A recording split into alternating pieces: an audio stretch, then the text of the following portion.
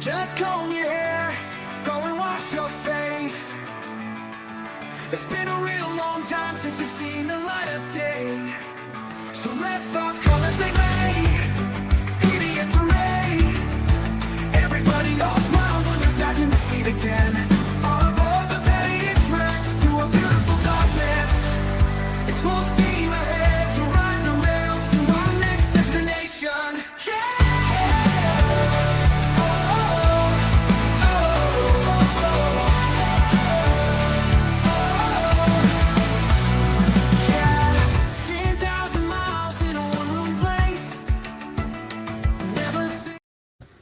Howdy, howdy, you guys, and to Karen Singer, thank you so much. I did stop by the post office, so I will open this.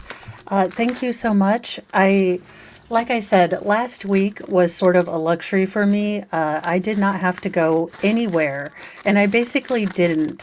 So I feel like I am a full-on outsidian today, like an extrovert, because I went not only to Walmart, I went to the post office, and I went to CVS.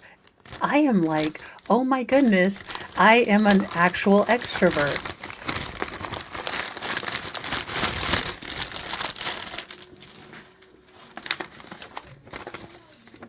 Oh, thank you for the coffee. That's actually amazing. I will have to try it because I have never been a big coffee person, and I'll have to get a little grinder. But that's great because, I will say that I enjoy like coffee sporadically.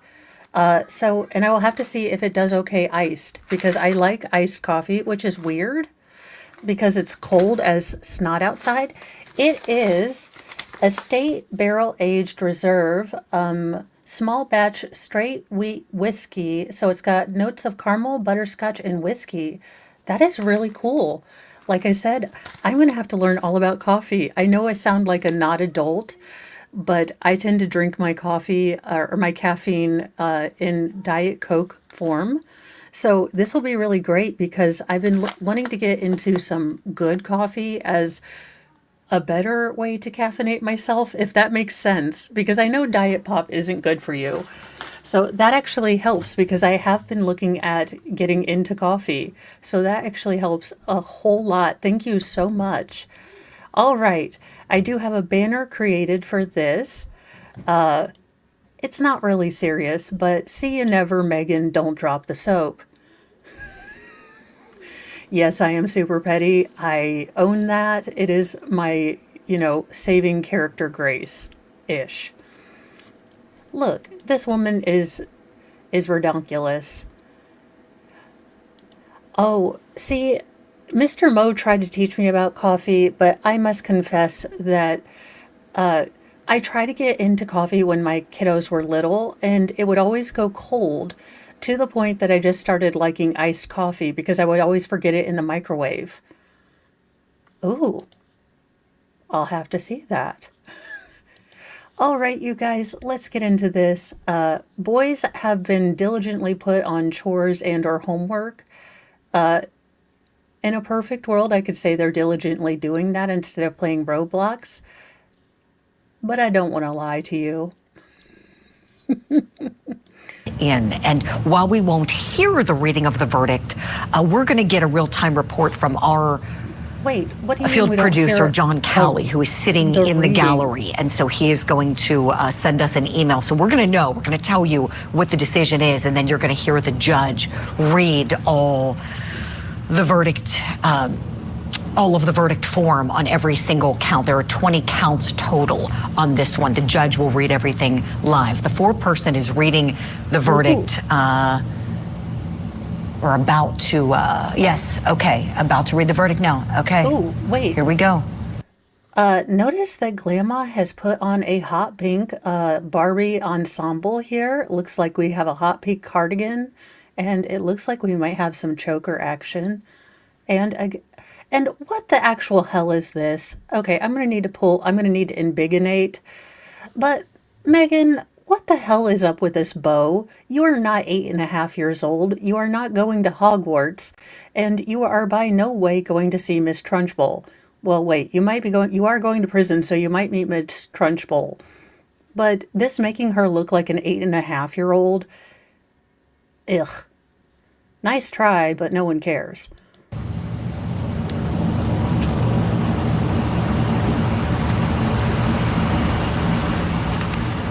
And we're going to try to look at Megan Boswell here closely and see if her body language tells us anything. What in the early 80s hell is this? Again, I hate the bow. I hate whatever this is. And I just generally don't like you. So, there you go. Megan Boswell is guilty of first-degree murder. Oh boy, and you can see a reaction there, couldn't you? Even if we didn't know that, just her body language, her response, looked like her mouth opened up and then she started covering her face. Guilty of that top count of first-degree murder. That was the biggie. And that's the one that could imprison her for the rest of her life. The jury is going to be making a recommendation on this. After they get done with the reading of the verdict, the court will proceed directly into the sentencing phase. We have the information of the second count now. Guilty on count number 2.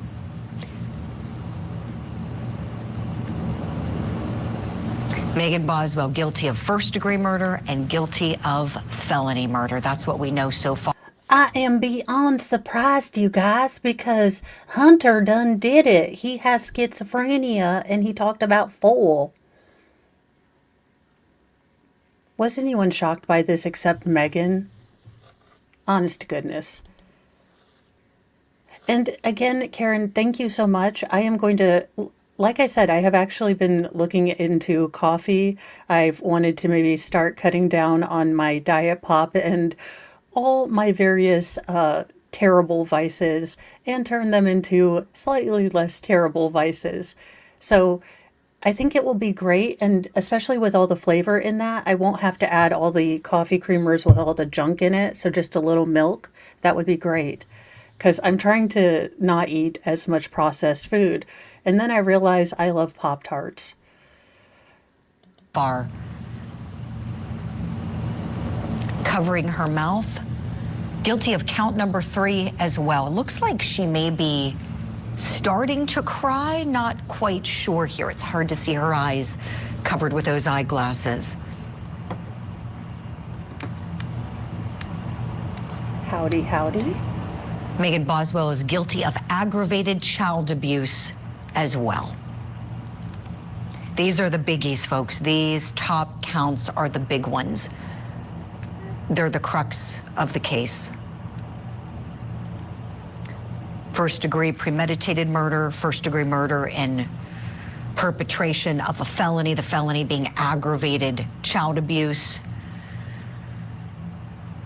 Megan Boswell committing a heinous crime in the murder of her beautiful baby, Evelyn. She's also been found guilty of aggravated child neglect. So I'm looking at the verdict form here, going through all of these. So that would have been count number 5. And just to let you guys know, the jury did deliberate for this for about 7.5 hours. That, like she said, there were nearly 20 counts. I do believe the state dropped 1 count of lying to police officers, but there were a lot of counts for them to get through. They had been sequestered, and unlike Indiana, the jury is not allowed to discuss the case until they are in deliberation. So can you imagine seeing what, we've all seen on the Petty Express, having to go back to a hotel room with these people and not really talk about what you guys have seen? Oh, okay, I might be wrong. I was thinking, you know what? I was totaling in like the whole break times and stuff. She's right.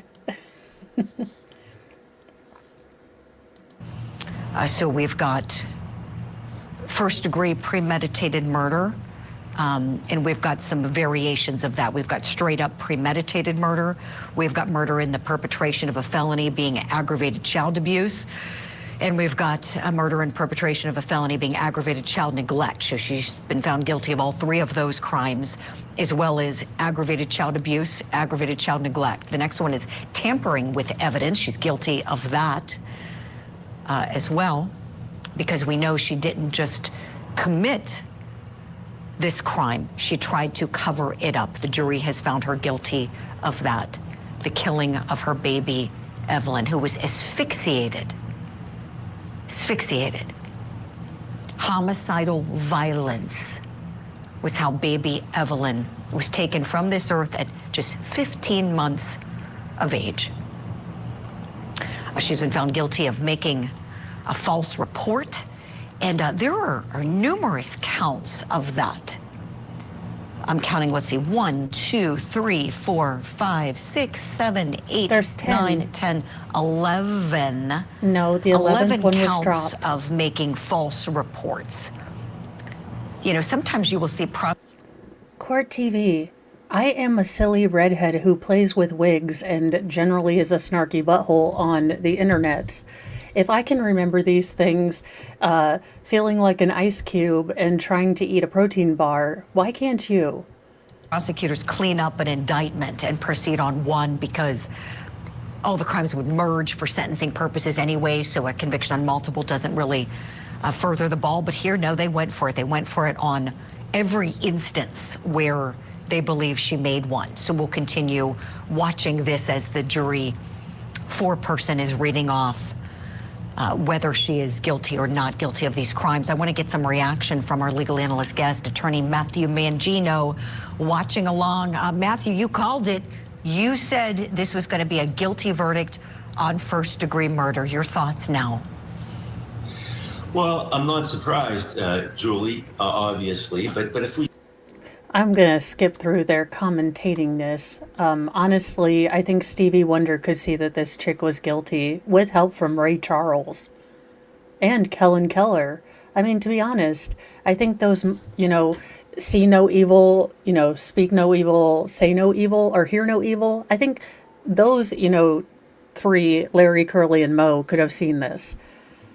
I don't think we need to call in the Hardy Boys or Nancy Drew or Nancy Grace. Again, Ursula cannot live that far from the sea, and I am in a landlocked state, so we cannot, speak that name 3 times. She will appear, and I am not ready for it, nor do I have a bathtub big enough. December, and then, the body was found 2 months later. She was suffocated and stuffed into the garbage in Megan's old playhouse on her father's property. This...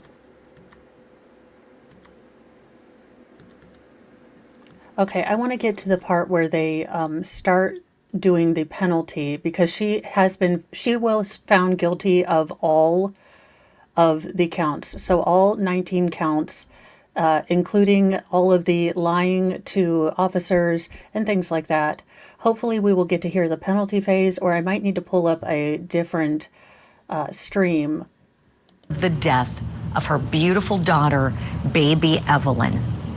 Baby Evelyn has gotten justice today in this courtroom in Tennessee, with her mother being held legally accountable for her murder.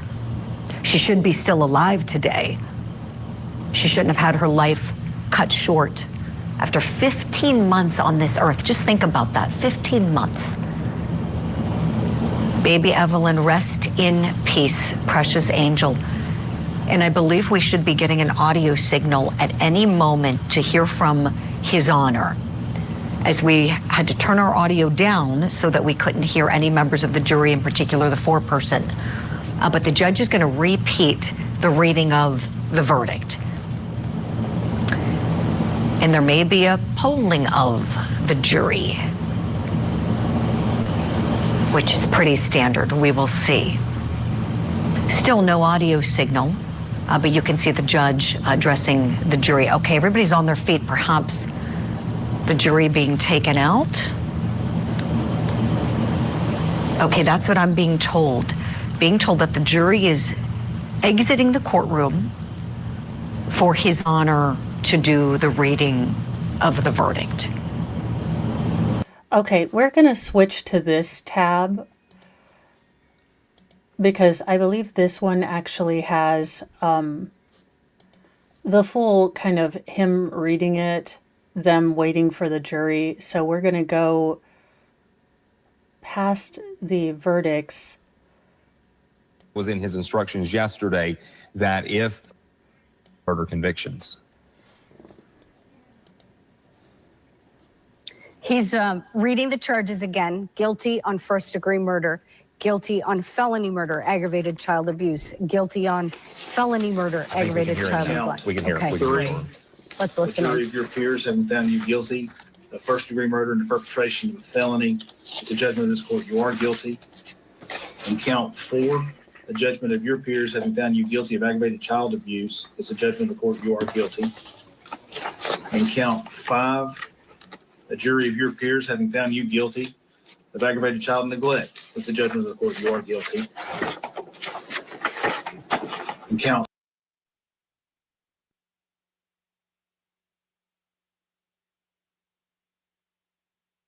That is not me, you guys. I don't know why we're not getting sound again.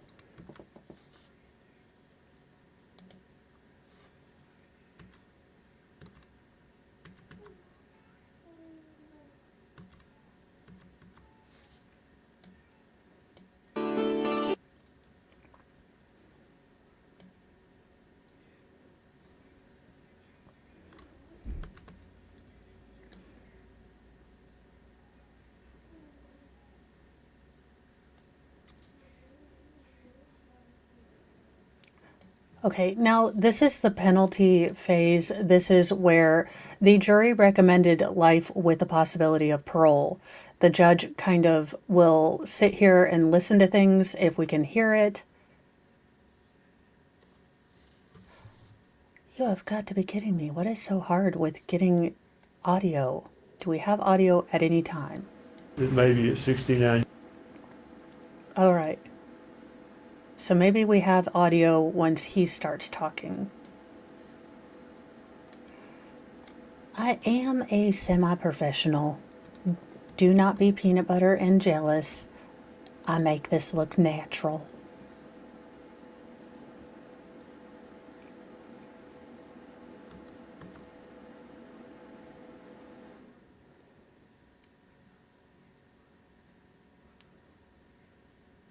Now I know the audio cuts in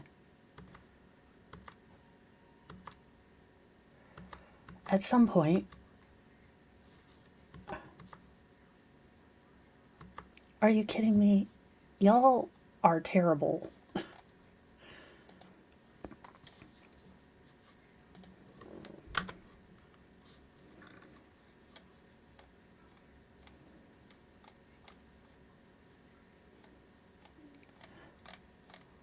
All right, these are the two that we are stuck with. Let's hope that this eventually finds sound.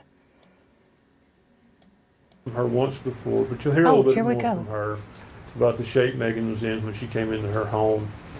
And you'll hear from, we expect to call Mary Boswell. She is Megan's grandmother. I think most of you recognize the name Mommy at this point. You'll hear from her and what she witnessed and her participation in raising Megan. So it's a hard decision. It's not a light decision. You've made a hard decision already. And it's my hope that after you see this, you will come to the conclusion that maybe at 69 years old, it would be fair for her to be released from prison. No, it won't, because all the family members will have to relive this every time she comes up for parole. And if you don't think she's going to pull a Susan Smith and try to get out early and put the family through this every 2 years, you are high as balls. This is just another way for her to torture the family. At first, I thought it was, super petty that they offered her the hope of, parole, knowing that she's not going to have it. But I remembered that every time she has a parole hearing, the victims have to speak. Someone has to speak for baby Evelyn. And who's going to be around when she's 69? This scares me. I don't like that she got the possibility of parole. I do know logically she will probably never get it, But again, to have to drag the family in every 2 years when they're eligible for parole, it seems like a constant torture for the victims. It really does.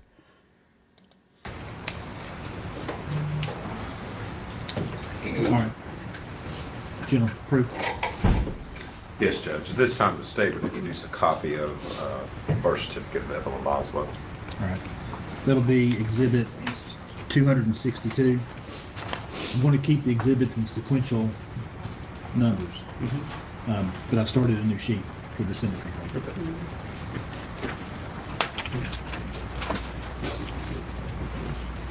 Now, I guess they call this the sympathy phase. It'll be exhibit 262. Yeah, Megan, I just keep my head on a swivel, just and maybe sleep with one eye open. Like just pick or, ask Sarah Boone how you turn, cheese slices into glue. It's got Judge, we got Angel Boswell. Angel Boswell. Now, this is Megan's mother. We heard from Super T that she was arrested after giving this testimony due to outstanding warrants. And I'll be real, guys. Megan sounds like she had a chaotic and not so great childhood. And I get that. And my heart weeps for the child that Megan was when she didn't get the love and care that she needed. But all of that changes when you have a child and you become the mom and you become the shield, the mama bear, and the protector. You make sure that ish doesn't happen to your kids. Or you try like hell to dilute as much generational trauma as you possibly can by doing the hard work for, yourself, working on you, so that your grandbabies don't have to deal with some of the things that maybe you had to deal with. You suck it up and you do it. Because you want your kids to have a better life than you did. Or at least if you were a parent, you would know that.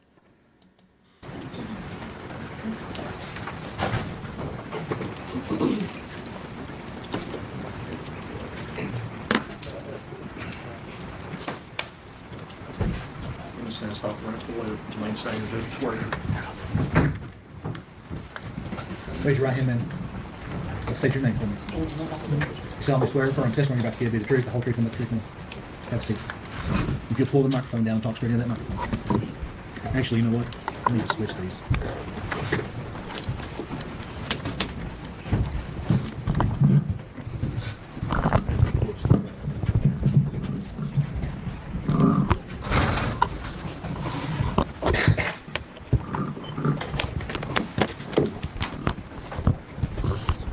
Well, look at the judge being his own audio tech here. But as much as we're here for audio issues, we are not.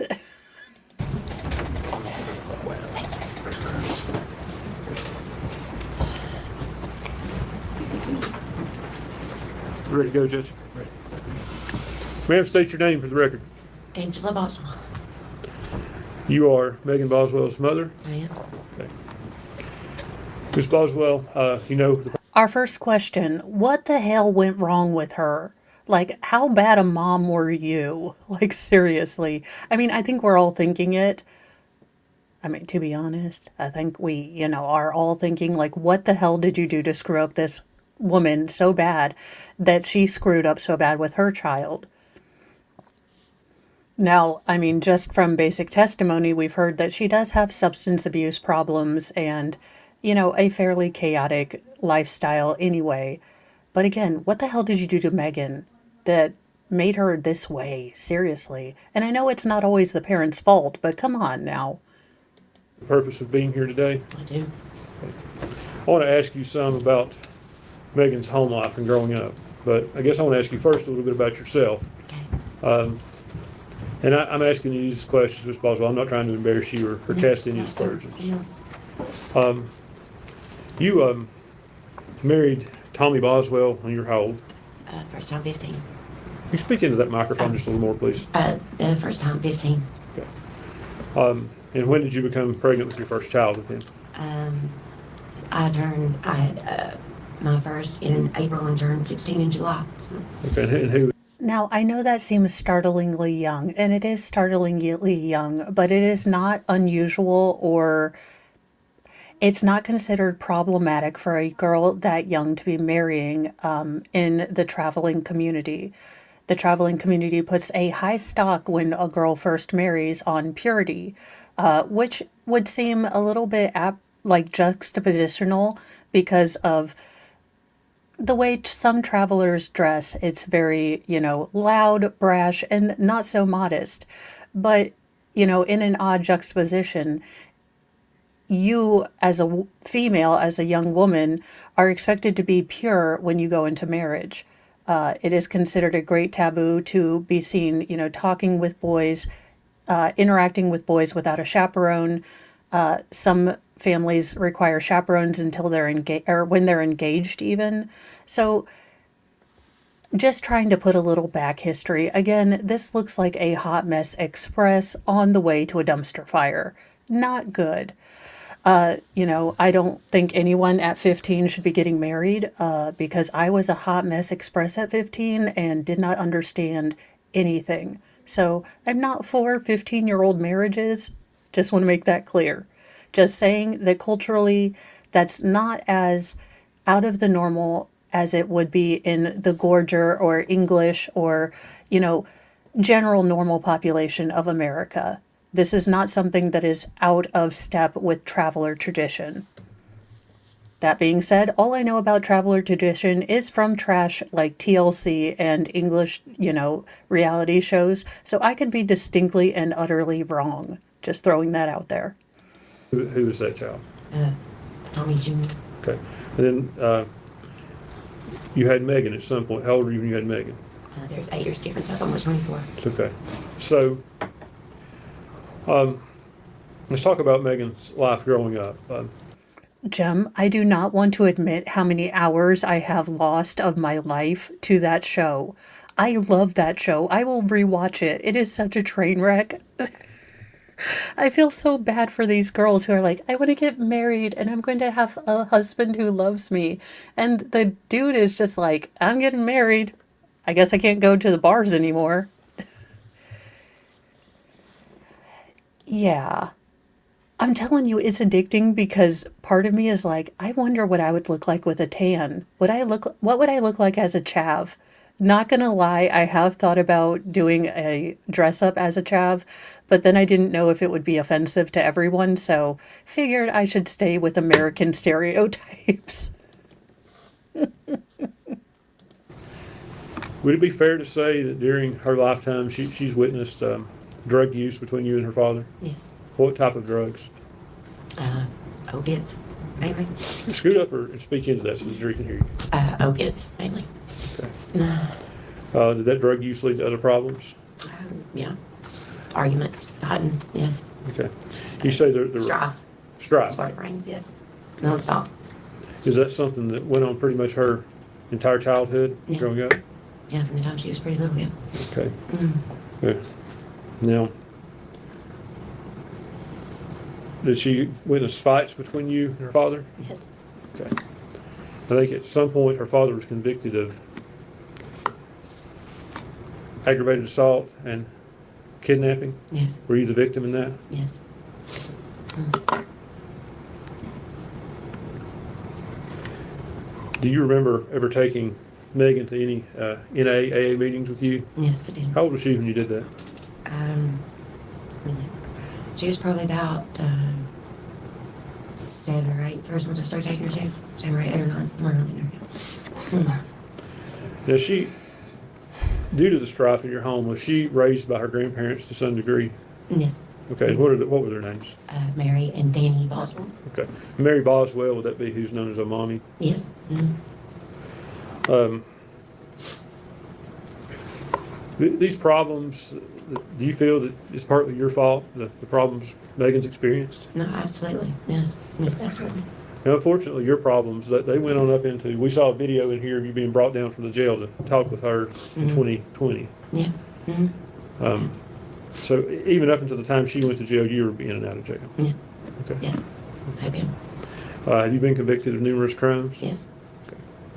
Now, Have you managed to straighten up at this point? I have, yes. You hoping to? Yes, I pray every day and just, to do my best and try. Okay, I done had all I can take of this. I'm gonna rant for just a minute, and I think I deserve to just hear me out. I hope that this is this woman's rock bottom. But on the other side of it, when you love someone with substance abuse problems, it is a slow death every day as you watch the person that you thought you knew die a little more and become someone that you are either, is so unpredictable that you're, in fear of, or you stay up at night and listen to them breathe just to make sure they're still breathing.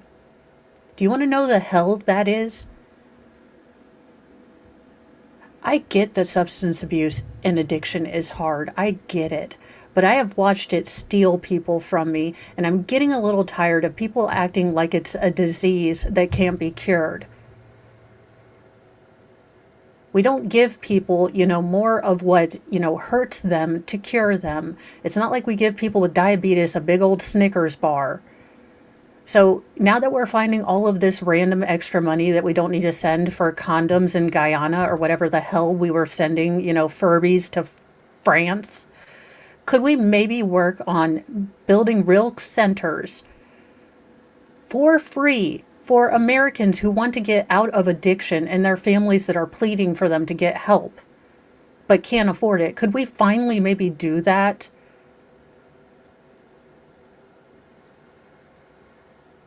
Because I swear, I have seen more families broken apart by stupid drug abuse, and I am so tired of it ruining lives. So if we're finding all of this freaking money, could we possibly, actually do something functional in the war against drugs?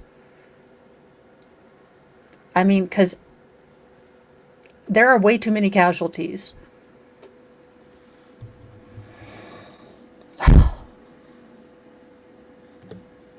I don't do well with people who are lying when they say they're in recovery, and you can obviously see that they're still addicted. It's a real not good thing for me, because I have been there and I have been lied to my face. I'm doing better. It's going to be better. It's all great. And it's not. And it sucks. And this woman is definitely still using. In my opinion, I'm not a, doctorologist or a addictionologist, but look, I've seen enough to see enough. Okay. I've learned the importance of my mother's role, but not for Megan, I didn't. All right. I failed her on that miserably. And you're here asking this jury to give her a sentence of life as opposed to life without. It's Maggie is at her core. She's a generous, kind person. And through all Maggie's went through, Maggie still has potential. She was trying so hard. She didn't repeat mistakes. Yeah, she does have potential. I mean, I have a medicine tester. I have a volcano tester. I have crash dummy, which seems to be good. I have, let's see. I have Mr. Pancake Simulator, where she puts on a onesie and we fill it with gerbils. I mean, I have plenty of potentials for, Megan. Also, chick, your daughter tried to throw you under the bus, back up, reverse, and then pull on over. I would, keep your name out of my mouth. I would be full Will Smith at this point. Again, Mom, I don't know, maybe the, not street legal pharmaceuticals have fried your brain, but this chick tried to nail you with a felony murder count. I'm just saying, I would say nothing. See you in prison, heifer. Maggie learned from mistakes. She was trying to do better with Eve. She wasn't repeating. And I think she got saddled with, just because of my mistakes that she did. That was not the case with her. Would it be fair to say she didn't have a good role model of what a mother should be? No, she didn't. Now, she is sped up to 1.25, but she is definitely still using. I don't have any questions, Judge.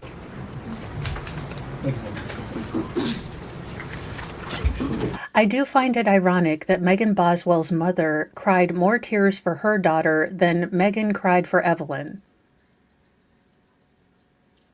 I do find that just amazingly heartbreaking and a true testament to who Megan is.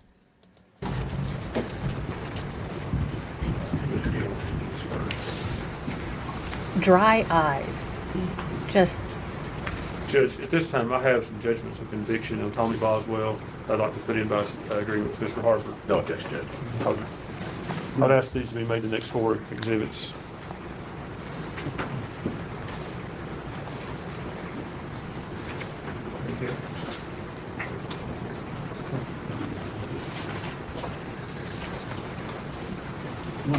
Mr. Scott? 3.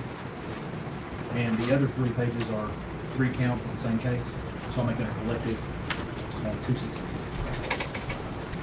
What is that case number, Your Honor? 62497. Thank you.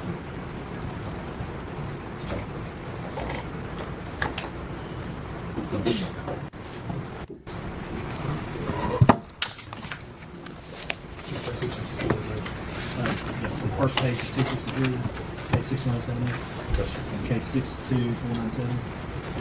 Those 3 pages, 263.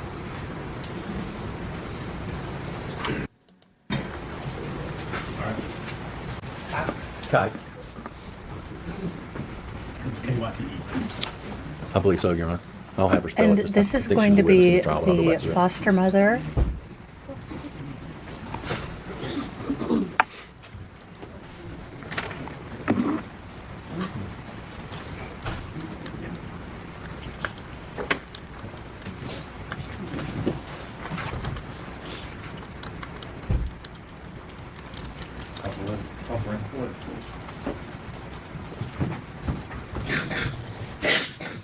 Raise your right hand. State your name, sir.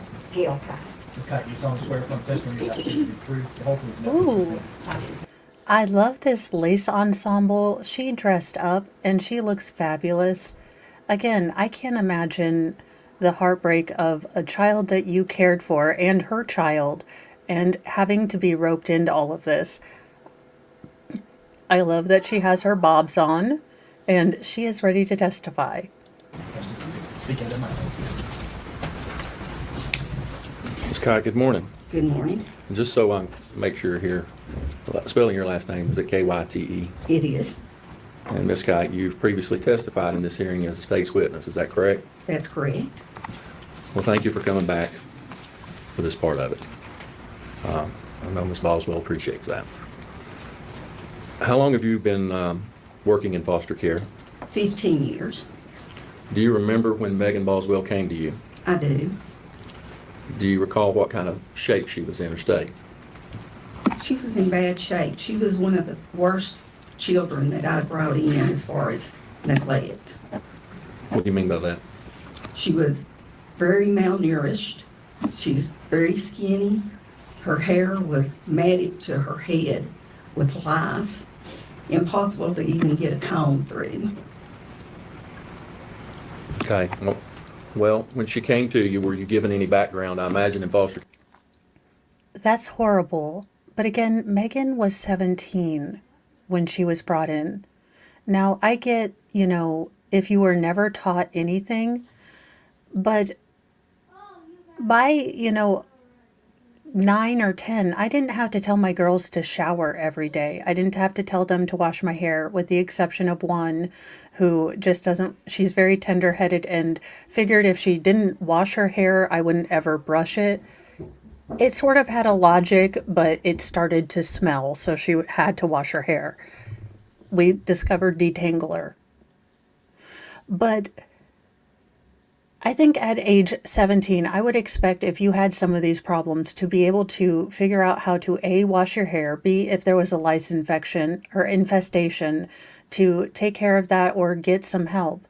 And not to scare y'all, but there are super lice out there and you have to get like a double super medicated shampoo now. So may God have mercy on all of us and keep lice the hell out of our house, because if anything will spark me to a holy fire arson, it will be lice in this house. I am not kidding you. We had one with 6, when all the kids were little and the girls had long hair, and lice is the devil. Look, lice are the devil. You can quote me. Care, you're giving background or information of where this child is coming from. Were you giving any of that? I was. And what were you preparing for? In the intake papers, it mentioned trauma. It mentioned rape.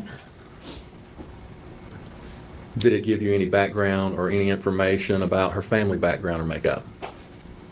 Not really. Okay. Now, you said she came to you with lice. What did she do to try to help Megan? Well, I took her to a beauty shop because there was no way to even begin to get a comb through. It was horrible. The beauty shop wouldn't touch it. They told me, I offered to pay them $100 to go out back to cut her hair. And they said that they couldn't do it. Finally, the agency that we were with found a beautician that met me at a church that was willing to come in and give Megan a haircut. They gave her a bob, which looked really cute on her. But even after that we could get a comb through, it took close to 3 weeks, maybe a month, to get rid of the lice. Were just so bad. I had to get prescription medicine from the doctor. We got 2 bottles of that. I bought the comb that you run through that's supposed to kill the lice. And I know I practically traumatized the poor child because we'd go out on the porch and I'd run that comb through trying to make sure we got all the lice, and she'd sit there and tears would run down her hair. She got tired of me. It wasn't a pleasant situation. And then even when you do that, you still got to go through, you've got to thoroughly clean the bedding. Everything in the room has to be taken down, washed in hot water. But it was a rough time for her. Gail, sister, preach. And she is so sweet about it. She's like, bless her heart. You know, I was there and it took like 3 hours and we had to get a clandestine beautician that was willing to take a blowtorch to her hair. I mean, she's so sweet about this. This is the type of woman that I want in the foster care system. She's like a granny. She's just so cute and, sweet. So God, if Megan would have just reached out to her, I swear to goodness, Megan had so many people around her who would have just taken Evelyn if she was overwhelmed, and she just wouldn't do it. Doggone it, it pisses me off so bad. Very rough. And you may have said, but she came to you how old? She was 17 years old. She was pregnant. 17, pregnant, scared, didn't have a place to go. And you believe that she had been raped or violently sexually assaulted. Were you given any background or information about her family, her mom and her dad? I knew Mama was in and out of jail, and I knew her daddy owned a business. Okay. Were you able to come to the opinion that she essentially came from a dysfunctional family? I did. Okay. And how long did she stay with you? She stayed 4 months. When she came in, we got to work, got rid of the lice, got her registered for school. Where she was pregnant, she chose to do online schooling. She worked really hard getting her diploma. If a test didn't go right, she was on the phone the next day with the counselor getting it reset. I never had any problems trying to get her to do her schoolwork or anything. She hung with it. Did she ever cause you any problems, disciplinary-wise or anything like that? No. Never? No. And did she seem to be thriving in a structured environment? She did. She did. Was she making friends? She did. Did she seem to be progressing and coming out of the state she was in when she came to you? She very much so. And she was with you for 4 months. Did you form a bond with her? Oh, I did. We took up together immediately. It was during the winter. She learned me how to play card games. Aww. Winter days, we'd sit there and we'd play baby'd sleep. We'd play cards. But we formed a bond. Did you take her to doctor's appointments? I did. How did she seem to feel about becoming a mother? She was very excited. Did you have conversations with her about that? I did. Did you seem to fully understand her roles and responsibilities of what was going to be required of her? She did. Megan practically raised her younger sister Charlotte and her brother Elijah. She had plenty of experience with younger children.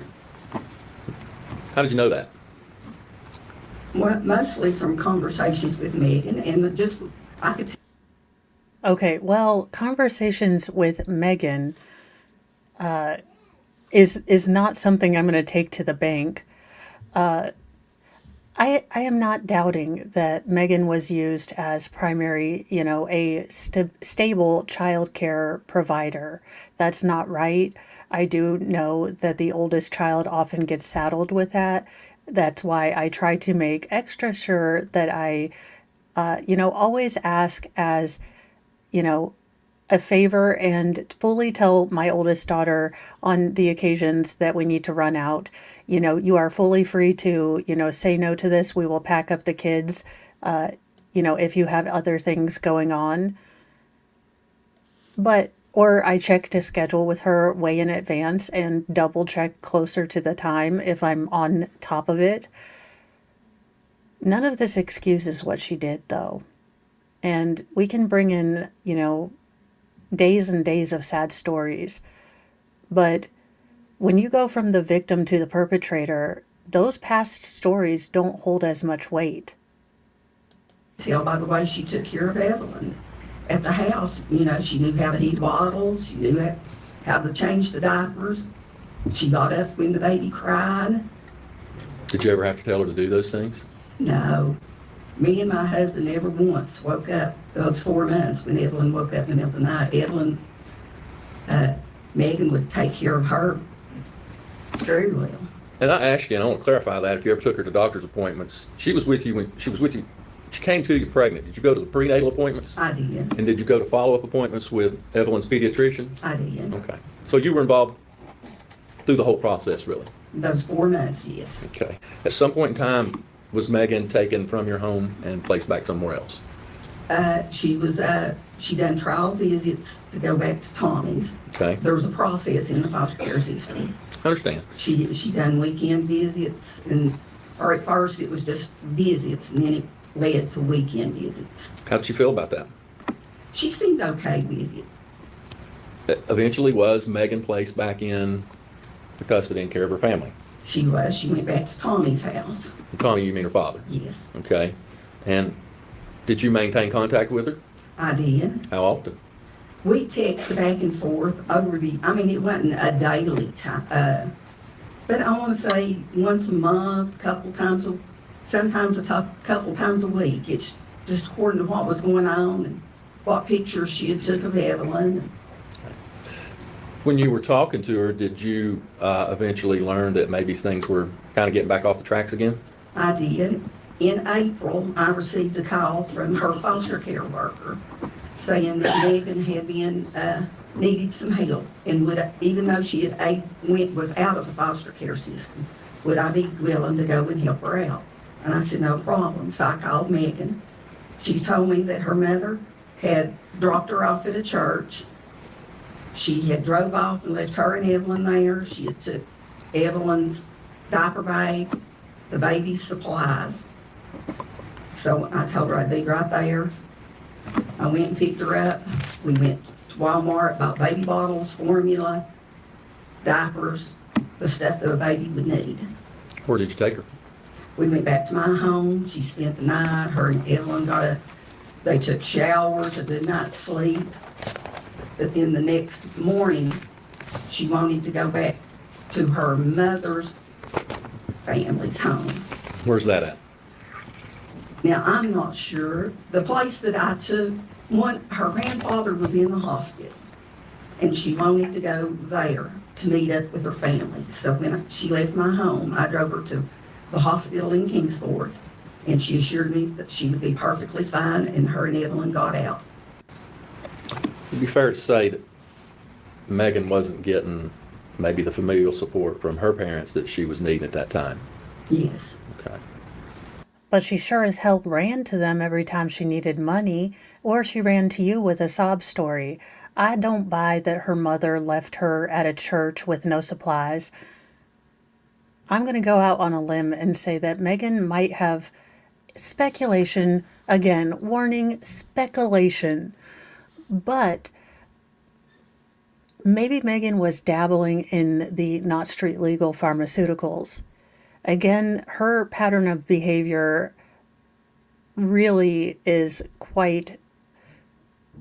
It needs an explanation that doesn't involve sobriety, because if you were sober when you did this, then you're even worse of a monster than, I know. So for the love of Cheetos, this poor woman was such a victim, and Megan used her, like Megan uses everyone. I imagine over this time, Miss Kite, that did you ever meet Tommy Boswell Sr. or her mother, Angela? I had never met Angela, but I'd met Tommy several times. You said you agreed that she probably come from a dysfunctional family. Let me ask you this. She lived with you for 4 months and you stayed in contact with her after she moved out. It's your opinion, you know her, you talked to her. Do you think Megan ever knew what a normal family looked like? No. No. Did she crave that? I think so. Was she wanting that for Evelyn? No, she wasn't wanting that for Evelyn. She was wanting that for Megan. And she was willing to get rid of Evelyn and do over with the, fake fetus that she was carrying. So, yeah, she wanted that family, but, Evelyn was, she was baggage. And, I need to get that new family for me. Evelyn wasn't factored in. I think so. Well, it's obvious why we're here today. You know why you're testifying. Are you asking this jury to just give her life? I mean, with the possibility of parole. This child has been traumatized. She's made bad mistakes that has to be paid for. But I think she deserves a chance to come back out to the real world. I don't think she's irredeemable. Well, sweetheart and Miss Gail Kite, I respect you immensely. I think you have a mama's heart and a grandmama's heart and just a heart for giving. And God bless you for believing she's redeemable, because I'm struggling with that big old time. So if you could just pray to Jesus to find me some redemption too, because honestly, if we could toss her into a pit with a lion and spikes, allegedly in Minecraft, or a trash can, I'm not saying, I'm just saying. I think she can become a functioning citizen. Ms. Kite, I thank you again. If you would answer your questions that the state has for you. Nothing from the state judge.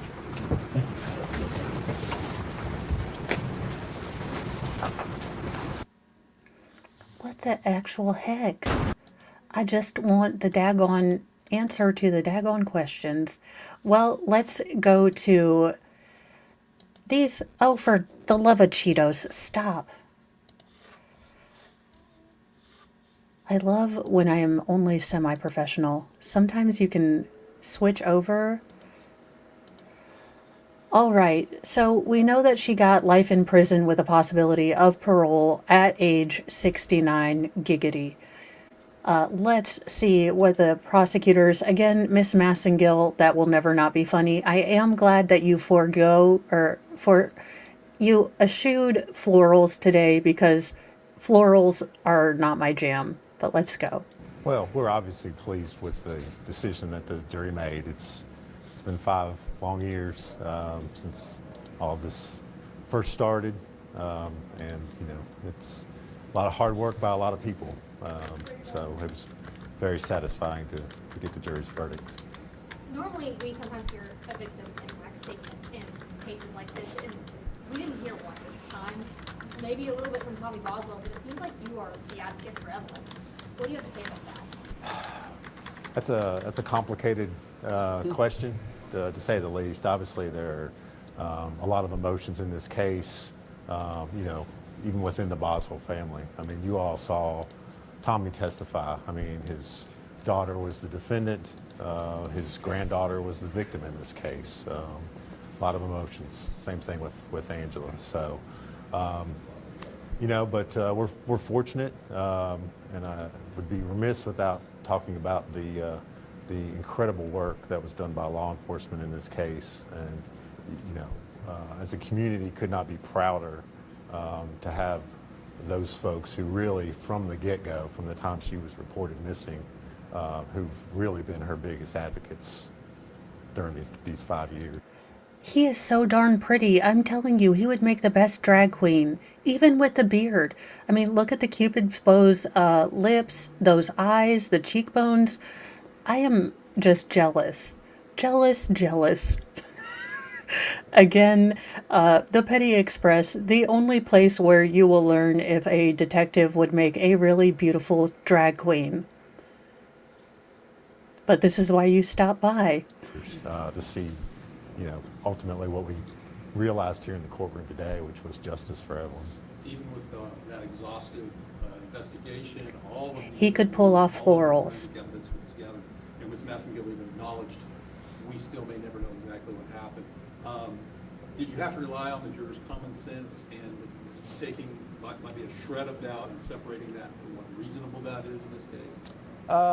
To some extent. I mean, I think always coming from a prosecutor, it's I guess easy to say, well, we think you should decide the case this way. But this really was, a textbook example of, just excellent police work. For us to be able to come into the courtroom, to be able to present a case where you really don't have direct evidence. I mean, we didn't have a confession. We didn't have a video of the crime being committed. You had to rely on a lot of circumstantial evidence, and as we argued during closing argument, you're going to have to use your common sense to fill in some of those gaps that were there. So yes. General Massengill, during closing, you talked about the baby. Baby Evelyn mattered. Where'd you come up with that? Because it's the truth. She mattered and she deserved to live. She's like, we focus grouped it, we workshopped it, and we were going to say, screw you, Megan, sideways with a cactus, but the judge wouldn't let us. So we were like, Evelyn mattered, because she did. I do like that she got a little sassy, because it's the truth. Hell yes. And you know what? Evelyn has plenty of people to speak for her. You know what? The next time you see a mom in the store who's struggling with a toddler and maybe looks like she's at the end of a rope, approach her and, just say, hey, how can I help? Or do you need anything? No judgment. And, be there. Be there for, young parents out there. If their little kiddos are having a meltdown in a restaurant, just smile at them, let them know that, we've all been there. And I am so much more forgiving of kiddos and toddlers who are little being kind of loud in restaurants. Now, if your school-age children are acting a fool, Mama Mo may mama your children too. I don't deal with shenanigans from school-age children as much, but, reach out to your mom friends, reach out to your parent friends, see if they're okay. You know what? Evelyn isn't here, but if we reach out to the people we know and let them know that we're there for them, then hopefully we can make Evelyn's short life mean something very incredible and protect children.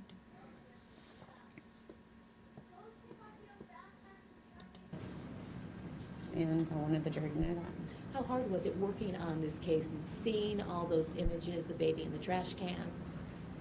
It's very difficult, and it's difficult to show something like that to a jury or to the public, but it's important that we show everyone what Megan Boswell did. It's difficult, but we're willing to do it to find justice. Can you talk about the impact that, this community has had these questions for 5 years now, and finally had an answer? Right, and I think that was difficult. Unfortunately, we made some very purposeful decisions as we were prosecuting the case, which I think a lot of people kind of took umbrage with. You know, we did not release much about this case on purpose because we wanted to try the case here in Sullivan County. And I think that caused a lot of heartburn among people not to have those answers, not to know that information about the case. And we, you know, kind of told them just to be patient because we wanted to try the case in the courtroom. And we feel like that's what we did. Was there a piece of evidence or something that you think really sealed the deal for the jurors on making this decision? I don't know that there was any one singular piece of evidence. I think the difficult thing in this case really is those interviews with Megan and the fact that, you know, her story kept changing, kept shifting.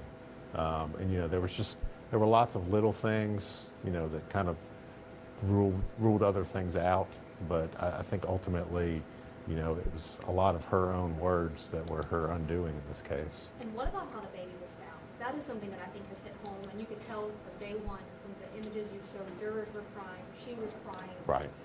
What do you want to talk about with respect to that? I mean, it's disturbing. I mean, it truly is. And, you know, we made a decision in trying this case because, you know, there were a lot of charges. Obviously, the lies and stuff that she was telling the jury. We didn't want the focus of the case to be on that. I mean, to us, that was the easy kind of low-hanging fruit, so to speak. We wanted the focus to be on the homicide. We wanted it to be on Evelyn and what happened to her. And that was why we kind of hit the jury right in the face right out of the gate. And so, you know, like I said, that was strategy on our part as far as, you know, how we kind of put the trial together. You know, I'm kind of feeling umbrage, and normally I'm not like this, but doggone it, Sir Talky McTalkerton, you didn't really try this case. It was Miss Massengill who, you know, basically did the direct on most of the witnesses, did the opening and the first closing. So I know that you outrank her a little bit, but I think that she should be the one talking. However, I normally don't feel that way, and she does have a shrill kind of cry voice, so actually, never mind. I digress. Go back, as you were. Together, we wanted them to, right from the get-go, know that this was a homicide case. This wasn't just somebody lied to the police case. Megan will be eligible for parole when she's about 69 years old. As a prosecutor team, you asked for life without the possibility of parole. What is your take now that the jury decided to give her a chance? You want to answer it? We will continue to fight to keep her in custody until, for her natural life, if possible. Can she face more years than that, though, with the other, like, charges that she received?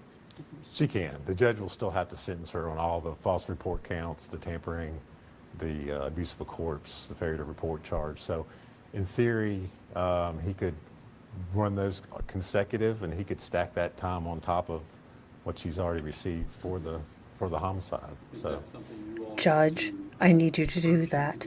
we do. We do. There'll be a sentencing report, and then we'll have a sentencing hearing. That's what's set the end of May, and then we'll go from there. The end of May? What her sentence should be on those. Do you know how many years she looks at for those additional charges, too?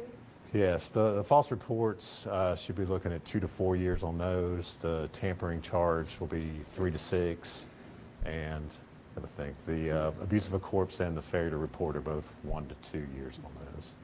I know that law enforcement, even one of the agents or one of the people that testified said that everyone else was ruled out, including Hunter Wood. But clearly, whether it was in the community or certainly on the defensive strategy, that was an if that they wanted to put out there. How important were those text messages that you guys were able to put up, showing what was going on, what apparently was going on, at least in Hunter Wood's mind, as this child was going to be missing? All right, you want to comment? I think they're very, very important. I don't know how you can overcome that in my mind. When we found those, I don't know there's an explanation, for them. Okay, I did the quick math, and it's me mathing, so take this with a pound of ramen noodle packet salt. For the high end on all those counts, it could be up to 54 years. Now, if he goes on the low end of all of those counts, it could be up to 27 years. So it will be interesting in the end of May to see whether he puts those consecutively, which means you're basically serving time on all of your crimes together, or if he stacks those. No, consecutively means they go behind. Strike that, reverse. Concurrently means that you're serving all of your time for your various crimes at the same time. If he goes consecutively, then she might be eligible for parole, but she's never going to get parole. Because as soon as she finishes her sentence for the murder, then she will go to her sentence for the lying and all of that jazz. Was there anything else y'all want us to know? It's been a very long, almost 2 weeks. Well, like I said before, I mean, I think, if the community ever had any doubt about how hard law enforcement works, I hope they had a chance to see that in action in this trial, because like I said, you really could not have asked for any more diligent, exhausting efforts than what we saw from, our local law enforcement here at the Sullivan County Sheriff's Office, TBI, FBI. I mean, it truly was a coordinated effort. Is this the first time in a while, too? I know that the judge mentioned it, but for you all, that a jury has been sequestered? It was. I don't know that I was part of the last one, but I know it's been about 20 years since the last time we sequestered a jury. So, anything else? Thank you. Thank you all. In Operation Crime and Justice, hours after being found guilty of murdering her 15-month-old daughter, Megan Boswell now is. All right, so then, no. Okay, so first, can you just tell us your initial reaction? All right, and here is a short Thank you, one Alex. Jurors from... have began deliberation in the murder trial of Megan Boswell. Megan Boswell, the only person who faces any charges in the death of her baby daughter, Evelyn. Those charges include 5 from... Time to talk with us right now. Glad to. Well, first off, this morning, a lot of folks were curious as to whether or not Megan Boswell was going to take the stand herself. Talk to me a little bit about why she did not. We gave it a lot of thought and were at one point leaning toward doing it, but after the medical examiners testified yesterday, I don't feel the state's proved their case, at least as the cause of death, and we don't feel it was necessary. And I know that right now jurors are deliberating. So talk to me a little bit about what you hope they're really considering right now and really mulling over inside that jury room. I hope they're considering all the evidence, but in particular, I hope they're considering the testimony from both medical examiners and the fact of the latex gloves found in the trash can with the child that had male DNA on them. And I know there's been obviously a lot of talk about Hunter Wood here in this, and this morning prosecutors brought forth a piece of, paper from the state of Virginia that, talked about his involuntary, commitment to the mental institute there. But let's talk a little bit about why you want his name to, be said in this trial. But because my client is super guilty and I need to find a patsy. I mean, because he was totally involved. The only reason his name come up was because that's what Megan talked to Brian Fraley about in her interview. So that's why his name is in this trial. That's in evidence. And the thing about that interview is she was not... So the only reason that you're going after Hunter Preston Wood is because Megan lied about him? Because when her gums are flapping and words are coming out of her mouth hole, she is lying. Look, I get you're a defense attorney, but this is like taking Sarah Boone's word as gospel like Owens did, and it's absolutely insane. I mean, do you not have like a human lie detector? Do you not know when you're being lied to? I mean, come on, sir. Okay, please tell me, Mr., defense attorney, when you're sitting at home alone, you look at this and you say, WTF. Is she trying to sell me? Please tell me you have not bought this hook, line, and sinker. I need this for my faith in humanity. please feel free to contact me, although I have made fun of you this entire trial, so I doubt you will. And honestly, you would probably only call to cry and whine like a 14-year-old girl who's been told she can't get something at Hot Topic, like you did in your closing statement. But again, feel free to contact me. And you can try to sue me for all I'm worth, but I basically have Sailor Moon stuff in cross stitch and children. And, so do your worst, sir. She was, they initially charged her with a false report in that count. They dismissed that count. And so it's our position that her interview with the TBI was truthful. And let's talk a little bit about that. I know that you did raise a question in the beginning about why she said, that night she gave them that confession, if you will, but they didn't go to the property until a couple of days later. I don't have an answer to that. I know they had searched. Maybe because your client had lied and lied and lied and lied. And they were still actively looking for Megan's mother, who she claimed had the child. So yes, she probably confessed to that, and they did 27 bajillion other things. So again, I don't know what trial he watched. I don't know what evidence he watched. Searched the property on the 23rd with cadaver dogs, and maybe that's why they didn't think it was fruitful. And I know that a lot of folks have been having their eyes on this trial. Talk to me a little bit about what you want people at home to know. I just want people at home to know that maybe Megan has been painted with the wrong brush. The girl that's sitting in there beside me in the courtroom, she's not the girl that you're seeing on the videos from 5 years ago. And what do you want people to know about who she is today? I think she's a nice young woman. I hope she has a full life ahead of her. All right, well... Would you let her babysit? Sorry, I'm trying to down my protein bar because lately nothing has tasted right. But honest to God, the only thing that's changed about Megan is that she's 5 years older. And the real question is, would you let her babysit? If you are this sold on her innocence, would you let her around your children? And if the answer is no, that is what I call, logic. But until you're ready to say that you would let her watch your children, then don't be telling the rest of the community that we should be okay with her coming out of prison. Gene Scott, thank you so much. And again, we expect jurors to be deliberating for quite some time as they're mulling over these 19 charges here in Blountville. Dang, I love her lip color. It wouldn't look great on me, but it looks great on her. So there we have it. It doesn't look like Megan is going to get the sentencing for the rest of her charges until the end of May. And KLF, thank you. I will look at that. So I tried these Puff bars. I can say they're pretty good. I am honestly not a good taster of food right now. Everything tastes just slightly off or off-putting, which again, as a used to be kind of fluffy person, being in an entire Walmart and having nothing look good to you, like the entire cornucopia of food is out there and nothing looks good. It is absolutely the weirdest feeling I've ever had. I mean, as opposed to all the other weird feelings I always have. But I do think that we do owe Evelyn something, and I was thinking about it, and I did promise you guys I found this book. It is my favorite, but I think that, this is what Evelyn deserved.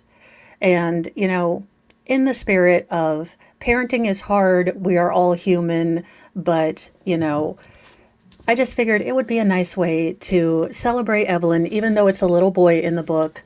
This was my favorite book to read. I always ugly cried. I'm not going to lie. I read it to myself some days on bad days with feral boy children. As you can tell, this is a feral boy child. I had 3 of them, so I might have read this to myself. But I'll Love You Forever, written by Robert Munch and illustrated by Sheila McGraw. Ooh, it is new. You can tell there's not even a crease. A mother held her new baby. Okay, let's see how I can work this. This away. A mother held her new baby and very slowly rocked him back and forth, back and forth, back and forth. And as she held him, she sang, "I'll love you forever, I'll like you for always, as long as I'm living, my baby you'll be." Because that's how moms work. This is how moms are. This is the real mom.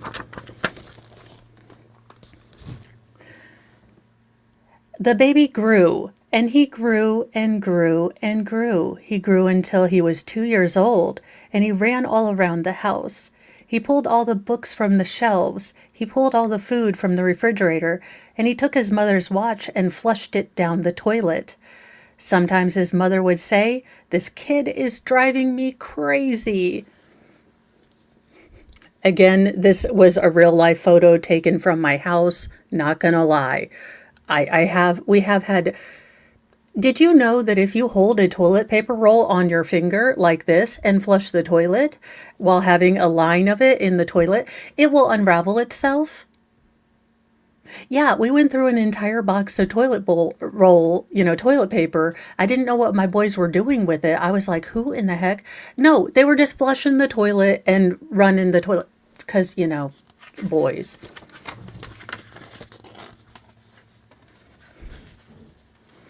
Okay, let's see here. I can get this way. They keep changing the picture page, which is upsetting to me.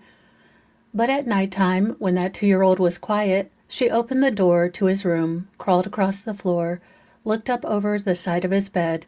To see if he was really asleep, she picked him up and rocked him back and forth, back and forth, back and forth. And while she rocked him, she sang, "I'll love you forever, I'll like you for always. As long as I'm living, my baby you'll be." And there is nothing more rewarding than watching your feral child sleep at the night. It really is.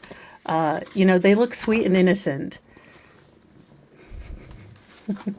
And then they're not as much. The boy grew and he grew and he grew and he grew until he was 9 years old. And he never wanted to come in for dinner. He never wanted to take a bath. And when Grandma visited, he always had said bad words. And sometimes his mother wanted to sell him to the zoo. Can confirm the zoo will not take them. They will return them. Do not try.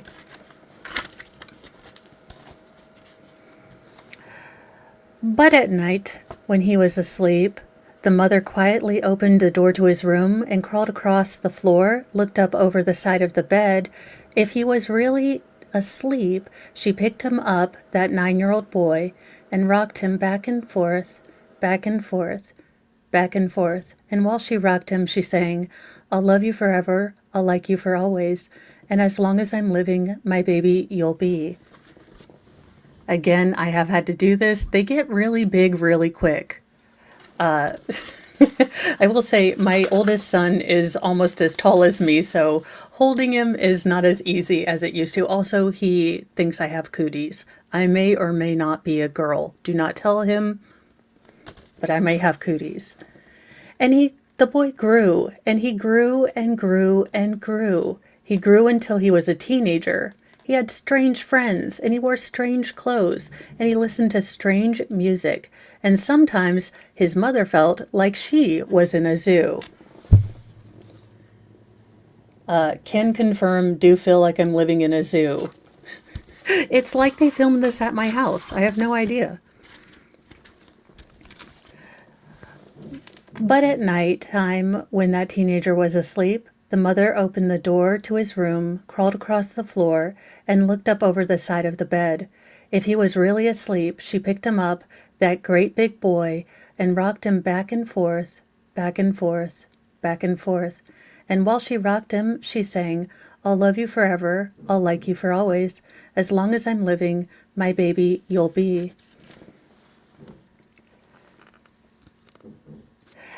You guys didn't know, but I was going to be a kindergarten teacher. Can you imagine the sarcasm those children would have learned? It's kind of good for the world that I dropped out of college twice. The teenager grew, and he grew, and he grew, and he grew until he was a grown-up man, and he left home and got a house across town. I'm not ready for this, you guys. I don't know what I would do with a quiet house.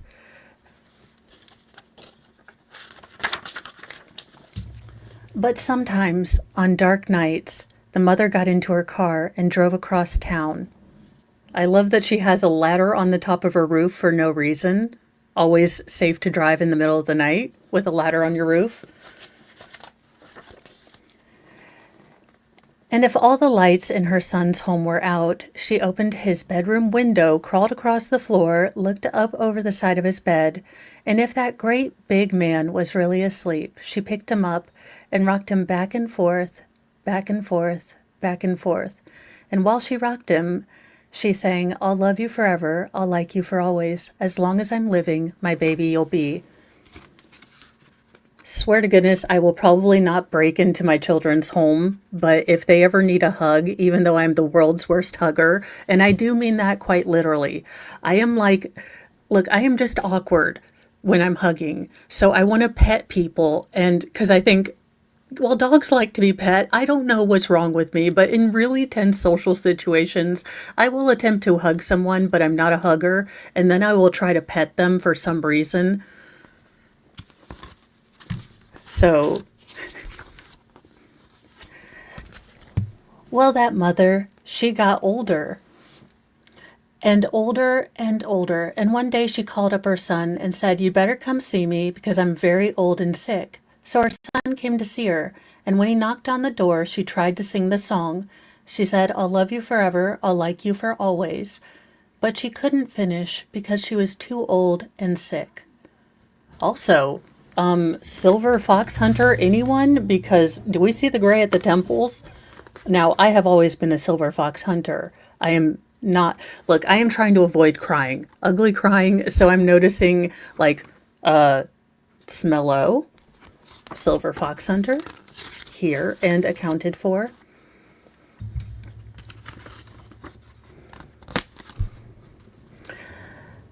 The son went to his mother. He picked her up. He rocked her back and forth, back and forth, back and forth, and he sang this song, "I'll love you forever, I'll like you for always, as long as I'm living, my mommy you'll be."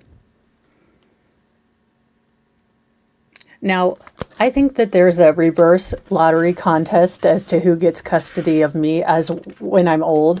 I think I will be stuck with youngest, most feral, and if we get into a whole lot of shenanigans, it's his problem. When the son came home, that night he stood for a long time at the top of the stairs. Oh, and they have a dingus too. Okay, well, if they have a dingus, then life is all good.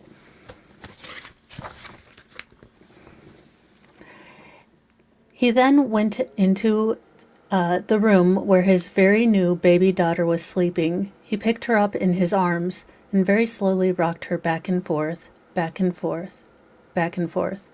And while he rocked her, he sang, "I'll love you forever, I'll like you for always.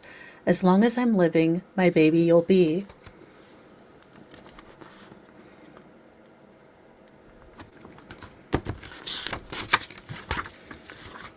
Because that's real parenthood. You are going to have times in your life where you are pretty sure you are the conductor of the crazy train, especially with kids. But when you're a mom, you're always a mom. And sweet baby Evelyn, I know you didn't have a lot of mamas and a lot of good mamas on this earth. You know, you had people that cared for you. But I hope you know that you have just tens of thousands of honorary mamas who hope that you are in heaven. And just, you know how many people cared about you. Because it breaks my heart that she might have passed alone. But I hope she didn't. I hope God sets his angels. I don't know, y'all. This one tests my faith because I'm like, God, could you just smite her before she does stuff? And again, I know God doesn't work like that, but at some point you think he could just, take people out before they do bad things. Again, that's not what faith is about, blah, blah, blah, blah, blah, blah, blah, blah, blah. But I recommend this book for any new mom and for any parent just to remind you, you know, our job is to be that nest. Our job is to be that safe place. And we might not always like what our kids do. We might be quite convinced that they are feral, you know, carnival, you know, performers that broke free and found your house. But when they're sleeping, when you see them becoming the awesome adult that they're going to be, it all pales. So rest in peace, sweet baby Evelyn. You are what this case was about, and I'm glad you finally got to speak. And I wish I'd gotten to know you with your sweet little ponytail and your sparkly blue eyes, because you had a life to live. And I hope we honored you with all the snark and the cursey words, but honestly, if you had gotten to my age and had to deal with stupid, you would use cursey words too. So that's all I'm saying about that. I am going to go hang out with my family after this trial. If I am looking for shorter trials, if you guys want me to cover an older trial or one that's coming up, I will spend tonight looking at new trials. I do want to do the hearing for the love triangle that happened last Friday, so we might check that out tomorrow. But if you know of any good trials, let me know, because the Petty Express is going to be running semi-regularly. And have a wonderful evening. Hug the people around you, appreciate the people in your life, and reach out to the people in your life. You know, we all can't change the world, but if we can all change our small circle, imagine if all those circles connected, we could change the world. You can change someone's day, and you can save someone's life by just being kind.